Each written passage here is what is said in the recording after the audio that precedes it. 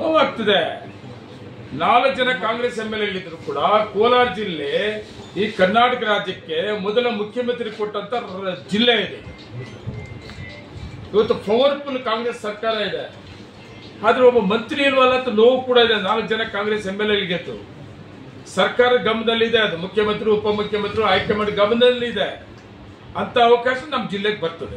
ನೀವೆಲ್ಲ ಫೇಲ್ ಆಗಿದ್ದೀರಾ ಮಂತ್ರಿಸ್ಥಾನ ತಗೊಳ್ಳೋದಕ್ಕೆ, ಯಾಕೆಂತಂದ್ರೆ 4 MLAಗಳು MLC ಇದ್ದೀರಾ. ನಾನು ಆ ವಿಷಯಕ್ಕೆ ಬಂದಾಗ ನೋವಲ್ಲಿ ಬೇಜಾರಲ್ಲಿ ಹೇಳೋದೇನೆಂದ್ರೆ, ನಾವು 4 ಜನ MLAಗಳು ಒಟ್ಟಿಗೆ ಒಗ್ಗಟ್ಟಾಗಿರ್ಬೇಕು. ಒಗ್ಗಟ್ಟಾಗಿದ್ರೆ ನಾವೆಲ್ಲ ಯಾರೋ ಒಬ್ರು ಏನೋ ಒಂದು ಆಗ್ತೀವಿ. ನಮ್ಮಲ್ಲಿ ಎಲ್ಲೋ ಒಂದು ಕಡೆ ಕೆಲವ್ರ ಕಡೆಯಿಂದ ಒಗ್ಗಟ್ಟು ಇಲ್ವೇನೋ, ಅದರಿಂದ ನಮ್ಮ ಕೋಲಾರ ಜಿಲ್ಲೆಗೆ ಅನ್ಯಾಯ ಆಯ್ತೇನೋ, ಯಾರು ಬೇಕಾದ್ರೂ ಆಗ್ಲಿ ಬಿಡ್ರಿ. ಒಗ್ಗಟ್ಟಿದ್ರೆ ನಮ್ಮ 4 ಜನದಲ್ಲಿ ಒಬ್ಬರಾದ್ರೆ ನಮ್ಮ ಜಿಲ್ಲೆಗೆ ಅವಕಾಶ ಸಿಕ್ಕಲ್ಲ. ನಂಜೇಗೌಡ ಅಲ್ಲ, SN ನಾಡ್ಸಮ್ ಅಲ್ಲ, ಪುತ್ತೂರು ಮಂಜು ಅಲ್ಲ, ರೂಪ ಅಲ್ಲ, ಏನಪ್ಪ ಯಾರಾದ್ರೂ ಒಬ್ಬರು ಆಗ್ಬೋದಾಗಿತ್ತಲ್ಲ. ನಾವೆಲ್ಲ ಒಟ್ಟಿಗೆ ಒಗ್ಗಟ್ಟಾಗಿ ಜಿಲ್ಲೆ ಡೆವಲಪ್ಮೆಂಟ್ಸ್ ಬಗ್ಗೆ ಮಾತಾಡ್ಕೊಂಡು ಹೋಗ್ಬೋದಾಗಿತ್ತಲ್ಲ. ಯಾರು ನಮ್ಮಲ್ಲಿ ಇವತ್ತು ಹಿರಿಯರೇ ಇಲ್ಲ. ರಮೇಶ್ ಕುಮಾರ್ ಅವರು ಇದ್ರು ಮೊದಲ ಅವಧಿಯಲ್ಲಿ ನಾನು MLA ಆಗಿದ್ದಾಗ. ಕಷ್ಟನೋ ಸುಖನೋ ಮೈತ್ರಿ ಸರ್ಕಾರ ಇತ್ತು, ಫಸ್ಟ್ ಟೈಮ್ MLA ಆಗಿದ್ದಾಗ. ಸ್ಪೀಕರ್ ಇದ್ರು ಕೂಡ 2 ತಿಂಗಳು ಕೌಂಟಿಂಗ್ ಮಾಡಲಿ.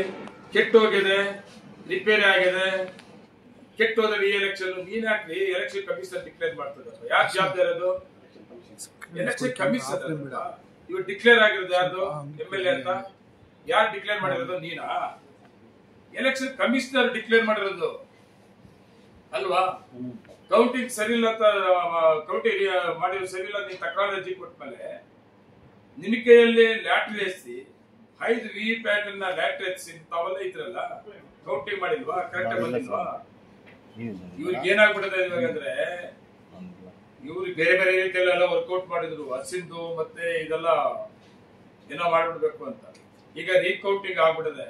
ರೀಕೌಂಟಿಂಗ್ ಆಗಿರೋದ್ರಿಂದ, ರೀಕೌಂಟಿಂಗ್ ಆದ್ರೆ ನಾವು ಸೋತಿ ಅಂತ ಗೊತ್ತಾಗ್ಬಿಡದೆ. ಆಮೇಲೆ ರೀಕೌಂಟಿಂಗ್ ಆದ್ಮೇಲೆ ಸೋತ್ ಮೇಲೆ ಸ್ವಚ್ಛತೆ ಯಾರು ಅವರು ಅರ್ಧ ಜನ ಇರಲ್ಲ. ನಾನ್ ಗೆಲ್ತೀನಿ, ರೀಕೌಂಟಿಂಗ್ ಆಗ್ತದೆ, ನಾನು ಗೆಲ್ತೀನಿ, ರೀಕೌಂಟಿಂಗ್ ಆಗ್ತದೆ ಹೇಳ್ಕೊಂಡು ಪಾಪ ಕೆಲವ್ರನ್ನೆಲ್ಲ ಇಟ್ಕೊಂಡ್ಬಿಡವನ. ರೀಕೌಂಟಿಂಗ್ ಆಯ್ತಂದ್ರೆ ಯಾರು ಉಳಿಯಲ್ಲ. ಅದಕ್ಕಾಗಿ ಅಂತ ಹೇಳ್ಕೊಡ್ತಾರೆ. SP ನಿಮ್ಮ ಬಿಜೆಪಿ ಸರ್ಕಾರದಲ್ಲಿ ಹಾಕಿರುವಂತವ್ರು ಎಲ್ಲ ಅಧಿಕಾರಿಗಳು ನಿನ್ ಸರ್ಕಾರದಲ್ಲಿ ಇದ್ದಂತವ್ರು. ನಾನ್ ಏನ್ ಮಾಡಕ್ ಆಗ್ತದ್ರಿ? ನಾನು ಬಾರ್ನರಿ MLA ಆರಾಮ ಮನೇಲಿ ಕೂತ್ಕೊಂಡು ನಾನು, ನನ್ನ ಹೆಂಡತಿ, ನನ್ನ ಮಕ್ಕಳು, ನನ್ನ ಮೊಮ್ಮಕ್ಕಳು TV ನೋಡ್ಕೊಂಡು ಕೂತ್ಕೊಂಡಿದ್ದೇವೆ. ನಾವು ಡಿಕ್ಲೇರ್ ಆದ್ಮೇಲೆ ಬಂದವು. ನಾವು ಇವನಿಗೆ ಏನಾಗ್ಬಿಡದೆ, ಹೊಸಕೋಟೆ ತಾಲೂಕಲ್ಲಿ MLA ಆಗಕ್ಕೆ ಸಾಧ್ಯನೇ ಇಲ್ಲ. ಮಾಲೂರು ತಾಲೂಕಲ್ಲಿ ಕರ್ಕೊಂಡ್ಬಂದು ನಾವು MLA ಮಾಡ್ಬಿಟ್ಟಿದ್ವಿ. ಅವ್ನು ತೃಪ್ತಿ ಇಲ್ಲ, ಅಷ್ಟೇ ತೃಪ್ತಿ ಪಡ್ಬೇಕಾಗಿತ್ತು. ಈಗ ಏನಾನ ಮಾಡಿ ಇನ್ನೊಂದ್ಸರಿ ನನ್ನ ಅವಕಾಶ ಸಿಕ್ಬಿಡ್ತದಂತ ಪ್ರಯತ್ನ ಮಾಡಕ್ ಹೋಗ್ತಾನೆ. ಅವತ್ತು ಕೂಡ ನಮ್ ಟೈಮ್ ಚೆನ್ನಾಗಿತ್ತು. ಇವ್ರನ್ನ ಹೊಸಕೋಟೆಯಿಂದ ಕರ್ಕೊಂಡ್ಬಂದು MLA ಮಾಡಿದ್ದು ನಮ್ ಟೈಮ್ ಹಂಗೈತೆ. ಕೃಷ್ಣಯ್ಯ ಶೆಟ್ಟಿ ಇಲ್ಲ, ಅವತ್ತು ಬಿಜೆಪಿ ಕ್ಯಾಂಡಿಡೇಟ್ ಇಲ್ಲ. ಬಿಜೆಪಿ ಕ್ಯಾಂಡಿಡೇಟ್ ಏನಲ್ಲ, ಕೃಷ್ಣಯ್ಯ ಶೆಟ್ಟಿ B ಫಾರಂ ಸಿಕ್ಕಿದ್ರೆ ಅಷ್ಟು ಸರಿ ಸಿಗ್ಲಿಲ್ಲ. ಬಿಜೆಪಿ ಕ್ಯಾಂಡಿಡೇಟೇ ಇಲ್ಲ, ಕೃಷ್ಣಯ್ಯ ಶೆಟ್ಟಿ ಇಂಡಿಪೆಂಡೆಂಟ್. ನಮ್ಗೆ ಸಿಕ್ತು ಆಟ, ಎಲೆಕ್ಷನ್ ಮಾಡಿದ್ವಿ. ಅದೇ ರೀತಿ ಮತ್ತೆ ಎತ್ತದ ಮಾಲೂರು ತಾಲೂಕಂತಿಲ್ಲ, ಅಷ್ಟು ಸರಿ ಅನ್ಕೊಂಡಂಗಿಲ್ಲ. ಈಗ ಸರ್ಕಾರ ಮುಂದೆ ಇದೆ, ಮುಂದೆ ಜಿಲ್ಲಾಧಿಕಾರಿಗಳು SP ಹಾಗಾಗಿ ಪ್ರಭಾವ ಬೀರ್ತಾರೆ ರೀಕೌಂಟಿಂಗ್ ಅಲ್ಲಿ ಅಂತ ಇದು ನಮ್ಮ ಸರ್ಕಾರ ರೀಕೌಂಟಿಂಗ್ ಮಾಡಿ ಅಂತ ಹೇಳಿರೋದಲ್ಲ. ಸುಪ್ರೀಂ ಕೋರ್ಟ್ ಎಲೆಕ್ಷನ್ ಕಮಿಷನರ್ ಯಾರ್ದಪ್ಪ? ಆ ಕ್ಯಾಂಡಿಡೇಟ್, ಆ ಪಕ್ಷದ ಕ್ಯಾಂಡಿಡೇಟ್. ಏಜೆಂಟ್ ಕಳ್ಸೋದು ನಮ್ದು. ಏಜೆಂಟ್ ಆ ಟೇಬಲ್ ಅಲ್ಲಿ ಕೂತ್ಕೊಳ್ಳೋದು ಅವ್ರ ಜವಾಬ್ದಾರಿ ಅಲ್ವಾ?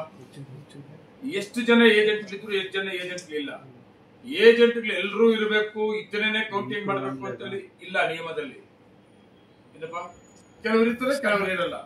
ಈಗ ನಮ್ಮಲ್ಲಿ ಕೆಲವು ಬೂತ್ಗಳಲ್ಲಿ, ಎಲ್ಲಾ ಬೂತ್ಗಳಲ್ಲಿ ನಮ್ಮಲ್ಲಿ ನಮ್ಮ ಕೌಂಟಿಂಗ್ ಒಂದು ಟೋಟಲ್ ಮಾಡ್ಕೊಂಡಿದ್ದೀವಿ. ಪ್ರತಿ ರೌಂಡ್ ಪೋಸ್ಟ್ ಬ್ಯಾಲೆಟ್ ನಮ್ದೆಷ್ಟು, ಅವತ್ತೆಷ್ಟು, ಇನ್ವಾಲ್ಡ್ ಎಷ್ಟು ನಮ್ಮ ಹತ್ರ ಲೆಕ್ಕ ಇದೆ.